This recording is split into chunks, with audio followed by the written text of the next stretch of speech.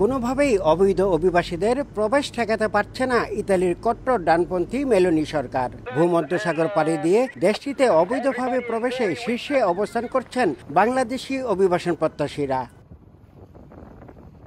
ইতালির স্বরাষ্ট্র মন্ত্রণালয়ের এক পরিসংখ্যান থেকে জানা যায়, গেল বছর ভূমধ্যসাগর পাড়ি দিয়ে ইতালিতে এসেছেন ৭৯,৯২৫ বাংলাদেশি। এদের মধ্যে গেল ডিসেম্বরে গেছেন ১৩,০০০-এরও বেশি। এছাড়া আলবেনিয়া, রোমানিয়া এবং ক্রোয়েশিয়ায় শ্রমিক ভিসায় গিয়ে বাংলাদেশি দালালদের মাধ্যমে সড়কপথে ইতালিতে পৌঁছাচ্ছেন অনেকে। অবৈধভাবে প্রবেশের সময় সীমান্তে ধরা পড়ে অনেকে রাজনৈতিক আশ্রয় চাইছেন। তবে ভুল আর মিথ্যা তথ্য দেয় তাদের বেশিরভাগেরই আবেদন বাতিল করছে ইতালি প্রশাসন। অবৈধ পথে ইতালিতে না আসার পরামর্শ দেশটিতে বসবাসরত প্রবাসী বাংলাদেশিদের। আপনারা যারা যারা অবৈধ পথে এখানে এসে ভাবছেন যে উন্নতি করতে পারবেন, কিছু করতে পারবেন, আসলে এরকম কিছুই না। ইতালিতে যারা লাখ লাখ টাকা খরচ করে আসেন, বৈধতা পাওয়ার কোনো সুযোগই এখানে নাই। অতএব আমি মনে করি এটা পরিহার করাই উচিত।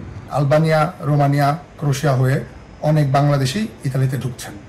ওনারা সরকারি আশ্রয় প্রার্থনা করলেও প্রায় ৯৭% আবেদনই খারিজ করে দেওয়া হচ্ছে। আলবেনিয়ার সাথে চুক্তি করে সেখানে অবৈধ অভিবাসীদের জন্য আশ্রয়কেন্দ্র তৈরি করেছে ইতালি সরকার।